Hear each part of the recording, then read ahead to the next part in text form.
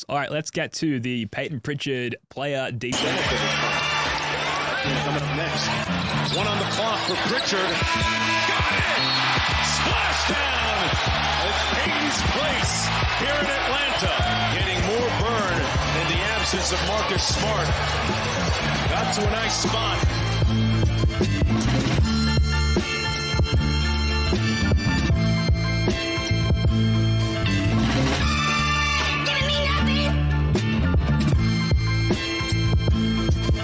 It's been a good ride with PP across his career so far.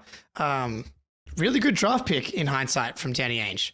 Like, yes, maybe drafting I almost said Madar because I was reading the 2020 draft picks earlier and his name stuck in my head.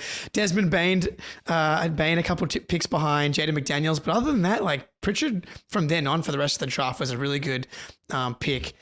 Couple trade requests along the way last season, which is funny to think about now. But really good season for Payton Pritchard, regular season and playoffs. And I thought it would be fun to kind of play like a skill, is it a strength or is it a weakness? And we'll start on the offensive side of the ball and we'll go with the shooting. And going back and looking at some of the playoff numbers and playoff stuff, like Payton Pritchard ended up shooting 38% from three across the entire playoffs, and which it felt a little bit worse because he didn't hit a ton of shots in the finals. Obviously, he hit the two biggest shots of his life, and they happened to be half-court shots in the finals.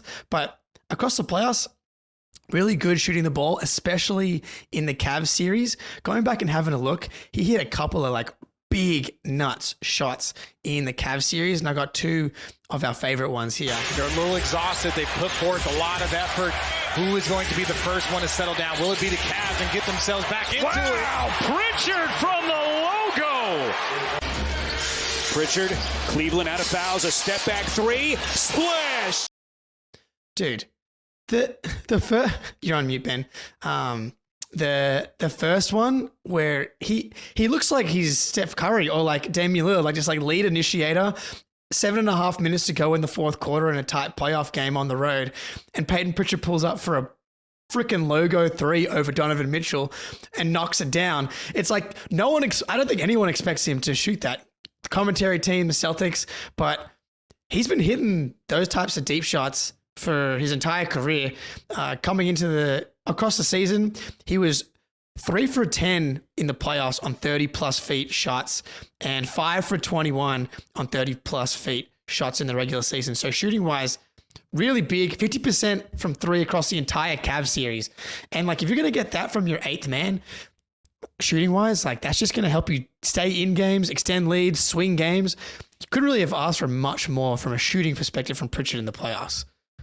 Yeah, I think Pritchard shooting isn't just a strength. It is like the foundation by which his entire game is built. The catch and shoot is just absolutely ridiculous at this point. 40.4% on all catch and shoot jumpers. Shot better on guarded catch and shoot threes than he did on wide open ones. Both are over 40% though. Pull-up jumpers, kind of a down year on pull-up threes. All these stats include both playoffs and regular season.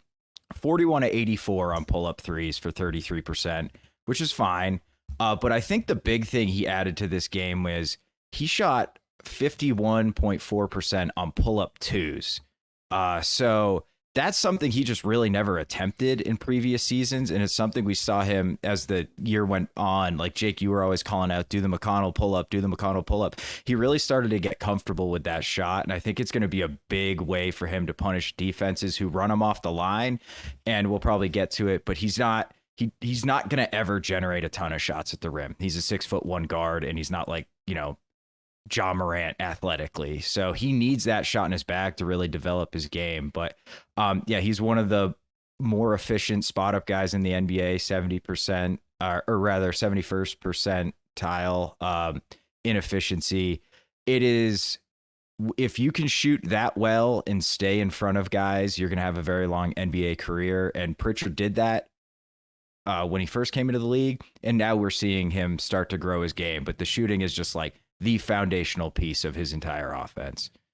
Yeah, there was that graphic tweeted by, I think it was Crumpled Jumper earlier today on Twitter, talking about stretching the defense, like how far away from the basket on average was the other team's rim protector standing when each of these offenses attempted a shot. And you can see like the disparity between the Celtics and the rest of the league. And I'm not saying that the other team's rim protector is primarily guarding Payton Pritchard at all, but like this team is got to slow him down somehow, dude. Yeah, exactly. This team is like absolutely constructed around like you need to be able to shoot. You need to be able to shoot efficiency either on pull-ups or catch and shoot. And Payton Pritchard is like absolutely on brand as far as that team construction. Is just as valuable and effective in that facet of his game as anyone else on the team, if not more so. And Synergy have this way of many actually different ways of sort of categorizing and evaluating different shot types. And they actually give like a verbal rating on each of them as well. And it sort of ranges from like bad, below average to excellent and everything in between. And all of the shot types on Pritchard's Synergy profile are either very good or excellent, except for what you mentioned, the Spoonie, unguarded jump shots, which is merely average at. So absolutely a strength of his game, shooting in general, but especially pull-up shooting. Yeah. Okay. Shooting clearly a strength, especially from the outside. So if we go inside the arc, scoring inside the arc, now I'm like, the percentages are kind of ridiculous. He was a 74% restricted area shooter in the regular season and an 82% restricted area shooter in the playoffs, 14 for 17 in the playoffs in the restricted area. Floater range, 38% in the regular season, 46% in the playoffs. Mid-range, 56% in the regular season and 6% in the playoffs.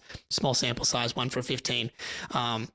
That's the part of the game where I think I would go weakness at this point, partly just because of the hesitancy to go to it. Like, as you said, Spoonie, I'm like begging him to take those McConnell fadeaways.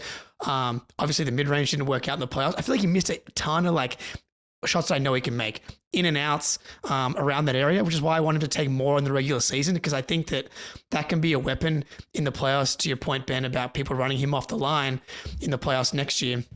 Like, can you just find those types of shots? Like, I'm a massive believer in his ability to hit any type of jump shot, especially those mid-range shots. I don't really need him to try and get to the rim more. I don't think that, as you said, Spoonie, that's not going to be something that I think he can ever really excel at. But being that like mid-range fadeaway, because he's really strong, he can get his body into guys low and then fade away after he bumps them. I think that can be something that he gets more efficient at. Yeah, I mean, the volume on the restricted area in the playoffs is less than 1 a game. So, like, the 82%, like, just throw it out. You know, it's not really providing a ton of value offensively. You need that in the bag. I'd like to see him try it a little more. Even 74% is, like, ridiculously efficient at the rim. I think it's better than Tatum finished this year. So, like, maybe up the volume some just to see if you can develop some of those, like, wacky finishes that Kyrie has where you, like, kiss it off the backboard. Probably not going to happen. Put it back in the bag in the playoffs and never see it again, maybe, but that's all part of skill development. So I would like to see him up the volume, even if it's makes him less efficient at the rim. But yeah, his 2-point career is going to be made, I think, in the floater range and in the mid range. He's already a great mid range shooter. So it's just about the floater range and 68 total in the regular season. Again, less than 1 a game. And this is a guy doesn't play 40 minutes a night, but he has a real legitimate 20 plus minute a night role. And he's on the ball a ton in that role. And he's taking less than 1 floater a game. It's just not enough, man. Like, get that volume up. Even 40% is not bad from floater range. And it will open up different parts of his game. It'll draw bigs a little closer to him. Maybe he can sneak by and actually get into the restricted area. But yeah, I think the mid range, I'd probably say, is a minor strength just because he's so efficient from there. Even if that volume's pretty low, but otherwise scoring from 2 is definitely a weakness. Yeah, it's been interesting to see how his game from scoring inside the arc has evolved since he came into the league. Like, he's always been able to crack guys off the dribble, but initially, and this is, common with most rookies, he didn't really know what to do with himself once he got downhill. And then as he evolved as a player, started to see him gnashing a lot, like just cutting through the paint with the ball and keeping that dribble alive and like looking for second and third opportunities. And then more recently, we've actually seen him with those TJ McConnell pull-ups, like you say, Jake, and actually getting those like short middies up and outside of the playoffs actually being really effective. So you could call it a weakness. You could go like full corporate HR and call it an area for improvement, one area to challenge oneself. Growth area. Get there. Growth mindset, Kaizen. But get that volume up, particularly in the regular season where perhaps after this Olympic campaign, there's going to be less minutes for Derrick and Jrue, more minutes in the rotation for Payton Pritchard. Like, let's see that volume up. And with KP gone, we are going to be looking for more scoring punches elsewhere. So great opportunity to dial up that volume a little bit and work on that area of weakness. I think part of this is like his role, and like I think he makes good decisions, and not just like actually with the ball, like that was a smart decision in a split second, but like knowing his role and not forcing the issue. So like didn't force it at the rim and, pull it out, make a play for somewhere else. Even if we wanted to take some of those mid-range shots. Looking at his, playmaking now and assist to turnover numbers, like one of our favorite things to talk about, like 4.61 assist to turnover ratio in the regular season, dropped to 2.86 in the playoffs, which is still really good. I think part of that though is like a lack of aggressiveness with his playmaking and like being quite conservative with the ball. And on one hand, I'd like him to kind of press the issue a little bit more to see what he kind of can do. But at the same time, it's like in that role and on this team, we don't need guys to play without like outside of themselves. I looked at Grant Williams. It's like on this team, the talent is so good and they're playing so well that like we just need these ancillary guys to play their role perfectly and not make mistakes and dominate the margins, which is why one of the most underrated things with this team is like they're so talented and they just like hammer the margins, turnovers, rebounding. And so while I would like to see Pritchard maybe be a bit more aggressive with his like passing and playmaking at the risk of, seeing that assist to turnover number come down a little bit, I'm torn because I'm like, that is kind of what they need from him at the same time. Yeah, it's tough. I mean, I would say like playmaking wise, he's probably average for a bench guard. Regular season, he was actually kind of great. He was behind the 4 starting guards and wings on all the tracking stats for passing, assists, potential assists, assist points created, adjusted assists. His minutes dropped, I think, like 4 or 5 in the playoffs, but all those stats fell off a cliff. Like potential assists went from 6.3 to 2.7. Like that's less than half.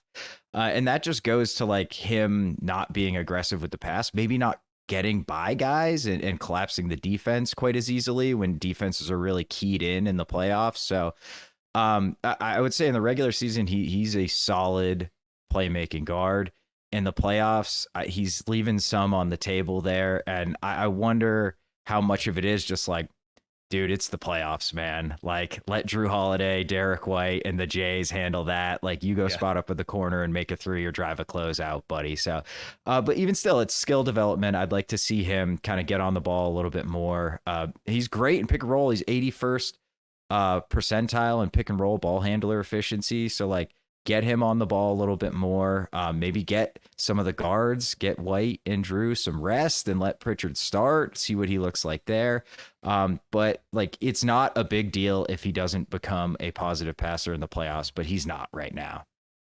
Yeah, I don't know if I've had too many moments watching the team this past year where I've thought to myself, man, like I really need PP to be a better playmaker in this scenario. It's just really not what we ask of him, but he's, like you guys have said, he's flashed more than enough capability both in half court and transition offenses, being able to make good decisions and get rid of the ball when he needs to and set guys up for transition layups. And, I can think of a number of just like nice late, well-timed passes to a cutting JB in transition to get him an open layup. So I wouldn't say that he's like an excessively talented playmaker, but he's certainly good enough, as good as he needs to be in his role. So this is my favorite, the offensive rebounding, which I think is the last kind of piece. We can talk about something else as well, but like the offensive rebounding, talking about the margins as well with the Celtics, it's like the fact that Payton Pritchard is a good, really good offensive rebounder for his size. This is, contextually, he's not a really good offensive rebounder, but you look at all players under 6'4", Payton Pritchard was 4th in offensive rebounding percentage behind Gary Payton II, Dennis Smith Jr., and Chris Dunn. In the playoffs, though, his offensive rebounding percentage went up to 4.1%. And of all players 6'4" and under, he was 1st, ahead of Kyle Lowry, Casey Wallace, TJ McConnell. Like, we're talking about a small pool of players here. There's not a ton of players, under 6'4" in the NBA, but if he can maximize that part of his game to give you one extra possession per game, like that matters. And he is the type of guy that's just like squeezing every ounce out of his talent that he can. And like the offensive rebounding thing has become like an extra piece of his game in the past couple of seasons. And it's like, it's fucking valuable.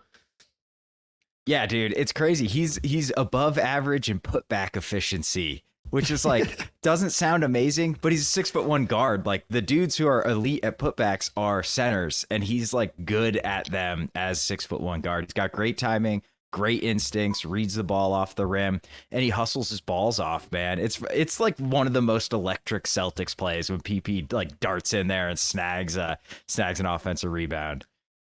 Yeah, this is where PP really thrusts himself into the NBA spotlight. You love to see it. I'm surprised we went that long without any sort of pun. But why do you guys think that he is such an effective offensive rebounder? Because in theory, he's 6'2" rather in shoes. He's light in the ass, for lack of a better term. In theory, could be easily and effectively boxed out, if not out jumped, out leapt, out reached. So why is he such an effective offensive rebounder at his size? Dog. Yeah. That's it. That's the science of it. I'm pretty sure. Yeah, I feel like Payton right. Pritchard has played like more basketball than any other human on earth at his age. Like he just never stops. Yeah, right. He just never stops playing basketball. And like, I feel like a skill you learn is like, you know where something's gonna miss. Like, oh, that shit's coming short. And you can get like Dennis Rodman was the king of like knowing how things are going to miss. He kind of has a little bit of that skill set. Like sometimes he'll just like pop up where the ball is and nobody else is around. So I think it's like the fact that he is a dog, he is a psychopath. And the fact he's just like played so much goddamn basketball, he just kind of like understands where the ball's going to go before a lot of other dudes. Yeah, man. I thought Ben was going to jump in there potentially. Yeah, me too. Then he muted. I was like, another plane. It's all about the planes flying above my head. I've really got to do something about this. But very much like how PP soars above other NBA players when he's skying for a rebound, I've got the occasional plane soaring above my head here as well. So apologies. No, it's good. Yeah, so I think that does it offensively, unless you guys have anything else there. But defensively, I'm torn on. So again, context matters here. 4 6'1", 6'2" guards, 4 7th, 8th, 9th men. I think he's like a good defender, given like all of the context. Like he exceeds his expectations given his tools. But I'm not sure I can put his defense in like the strength category. Like, you know what I mean? Like I think for what he's got, he's better than he should be. Like, look at Trae Young. He's like the complete inverse of Payton Pritchard defensively. And we'll run this clip here that Ben's chucked in. Like, in the playoffs, Payton Pritchard held up all playoffs long, man. And we've got him guarding Luka in isolation. All finals, Payton Pritchard made Luka Doncic work for his buckets. He hit a couple of jump shots over him, but in game 3, he like completely stonewalled him. Luka had to pass the ball back out, throw it back down to Luka again, and he forces an air ball and a shot clock violation. Like he doesn't get blown by someone like Luka. That's just like not going to be what happens. He's going to at least like stay in front. He's clearly worked on his strength and sturdiness and girth, and that's something that that matters. And it's like, again, the margins. It's like, can you force that player to be at 12 feet instead of 9 feet, 16 feet instead of 14 feet? And over time, that adds up. You're going to force 1 to 2 more misses per game, and that matters. Yeah, Pritchard playing the mental game in that clip as well. Like Luka absolutely walked Pritchard down to his spot in that clip, but then Pritchard, this is something that can be done regardless of size and physical abilities. He's not biting on pump fakes. He's not getting drawn into, committing a stupid foul by Luka, which is something that Luka is effective with on, so many other defenders, great defenders in the NBA. And Pritchard just stayed down, kept his hand up over the ball, just like basic defensive fundamentals. But I think most people would be surprised how short-reaching those basic fundamentals are with some of the bigger players who rely more on athleticism. Yeah, for sure. Should I read game time before I jump in here? Yes, you should. Yeah, thank you for Okay, reminding us. all right. Yeah, no problem. All right, game time. It's finally football season. The West Virginia Mountaineers kick off the season against number 8 Penn State in Morgantown. I'll be using Game Time to easily find incredible deals on great tickets in Milan Puskar Stadium to catch the Mounties, hopefully upset the Nittany Lions. When you jump on Game Time, it's got the stadium right in front of you. It's really easy to find awesome seats. You can get amazing deals like the aptly named Super Deal, which can save money and get you a great spot in the stadium. It's also got concert tickets and tickets to a bunch of other shows, so definitely check that out. Personally, I love the all-in pricing, which you toggle on, and Game Time shows you the full price up front, no surprise fees at checkout. So take the guesswork out of buying concert tickets or sports tickets with Game Time. Download the Game Time app, create an account, and use code CLNS for $20 off your first purchase. Terms apply. Again, create an account and redeem code CLNS for $20 off. Download Game Time today. Last minute tickets, lowest price, guaranteed. Shout out Game Time. Shout out CLNS for presenting the First to the Floor YouTube show, audio podcast. Make sure you subscribe to our YouTube channel if you're not already. Click that little bell symbol to get notified of when we go live. Sometimes we do impromptu live shows, or just like I forgot rather to throw to that ad read much earlier. Sometimes I forget to tweet out the fact that we're doing a pod. So click the notification bell, get notified when we're going live. Subscribe to the audio podcast. And Jake, I'll kick it back to you. Yeah, defense. I think it's technically a weakness. Spoony, I'll throw it to you. Okay, so I think ultimately he does the most important thing a defensive player can do. The guy he's guarding stays in front of him. He's 83rd percentile defensively in ISO efficiency, 80th percentile in post efficiency, 49th percentile in pick and roll ball handler, which is not great, but the pick and roll is not traditionally like you're getting squared up against a guy one-on-one. And that you can build off of, like you can be a solid rotation player if that is your skill set. It's basically what Sam Hauser does too, although I think Pritchard is quicker footed. He can guard, these smaller guards. He does a really good job of staying in front of those dudes, and he's strong enough to stop Luka from putting him in the basket and getting to 2, 3, 6 feet, whatever it is. So the problem with Pritchard ultimately is just his size, right? Like if we have to switch a pick and roll, he gets switched onto a big. Then we've got to scram it out and try to get, usually it's Tatum or Jaylen Brown coming over from the corner. Pritchard exchanges covers with him. And anytime you're reacting to an offense like that, it can create gaps in the defense. It can create confusion. You can give up buckets. And if we don't scram him out, he can get bullied on mismatches, or it hurts our rebounding a lot at times too. So there's some weaknesses in his game. His off ball or his off screen numbers on Synergy are really, really bad, which is not something I really notice. So I wonder if there's some goofiness in there. Like defensive efficiency numbers are always kind of weird, so I don't totally trust them, but he's just a really solid defensive guard. And I think like contextually, given his size limitations, I'd say he's an above average defensive player, but overall defensive impact is probably average or slightly below average. What I really love is the PP full court pickup. I think he's really effective, especially in his role off the bench, where he can, come off the bench, spell Jrue or Derrick, and just immediately start hounding the primary ball handler of the opposing team and just pick them up, baseline to baseline, essentially. And he's really good at like getting up in opposing players' grill, and it's sort of an area of defense where size is less of a limiting factor because no one's like taking you to the bucket while like crossing the half court line. So that's somewhere that he can be really effective and has been really effective despite his lack of size.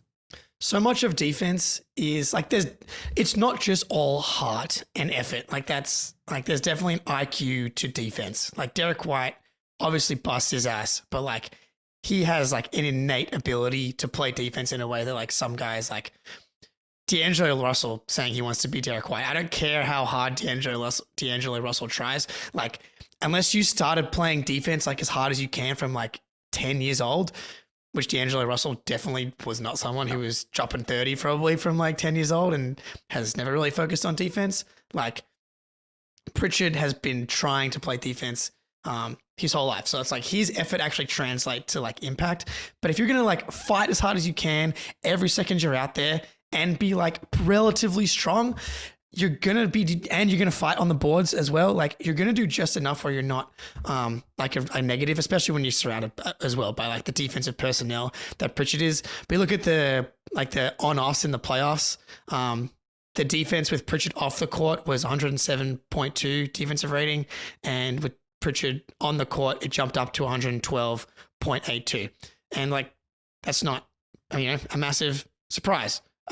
When you consider who else is out there defensively, but that's still pretty fine.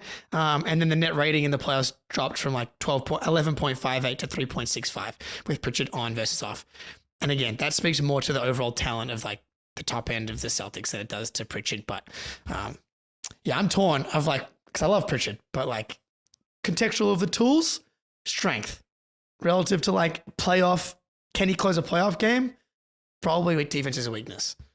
Pritchard has my favorite attribute in any defender ever, though. He's annoying as shit. And that, like, I think that matters, dude. Like, if you're playing in a playoff series and it's like, this motherfucker's guarding me full court every single possession. Like, Kyrie and Luka did not want any part of that. And it wears dudes out over a playoff series. So I think that's kind of a big part of his game. Just like, the pure, like, it's kind of a cliche, like he's got that dog. He does. Like, Pritchard is the dog player. Like, he has built his career on shooting and being a dog. And he shows it like basically every defensive possession. And I hated playing against dudes like that. And everybody hates playing against dudes like that. And you love them when they're on your team.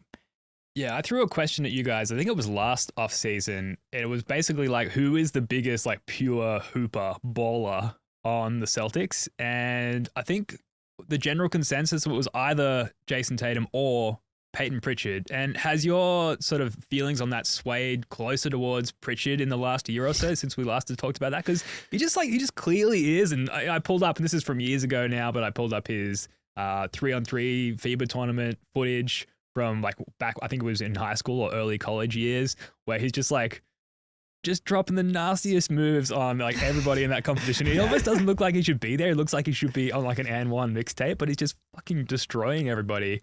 And he has this like pure hooper vibe about him. And it's so fun to watch that translate into more of a consistent NBA friendly skill set as he ages. Yeah, I think we can give it to Pritchard. Like, you hear every coach, like in some, I was watching the All In documentary again, and Pritchard's got his own little like segment in there, and like one of the coaches is just like, she's just saying, I've never seen someone work as hard. And they say that about a lot of people, obviously. Like, I think if you asked her who works harder, her or him or Tatum or Jalen, she'd say the same. But like, she's like, no one works harder than Pritchard. You got videos, they go down to celebrate the Larry O'Brien in Miami, and you got videos of Pritchard at like some random pickup court, just like dusting dudes. Like any chance he gets, he's like playing hoops. And he's like, one of my favorite stories is he, in the offseason, he pays like international players to like come and just defend him and play one-on-one with him. And so he's just like going against like real professional players in the offseason over and over again. Like, yeah, it's hard awesome to not like. That's just so sick, dude. Can you? I'll come. You don't have to pay me. I'll try really hard there. Yeah, I'm technically an international hooper. Yeah. Let's go. There is a garage somewhere in Westland, Oregon, with bloodstains on it. Yes, from Payton Pritchard's hands because he dribbled the basketball for so long he bled. Like, yeah, I'll give it to Pritchard. He's the number one hooper. Like and I don't even know how much. I feel like he's the type of basketball player that doesn't even like watch it, because it's like if he sees someone dribble a ball, he immediately has to go play. Like, he's not like KD will sit back and like watch games. Like, Pritchard's like, did I hear a ball dribbling? Oh no, I got to dart to the nearest court and play right now. Yeah, I can see him just like building his own like court, like wherever he's living, and just like king of the court every night. Anyone? You're all welcome. I'm just going to be here for the next 4 hours. Honey, what type of couch do you want? Oh, sorry, babe. I'm picking out my backboard right now. Okay. Yeah. I'm on the phone with Spalding right now, dude. You got a bidding war between Spalding and Wilson happening. Yeah. You have to make the couch out of the disposed skins of Spalding and Wilson in basketball. So it's all couch material.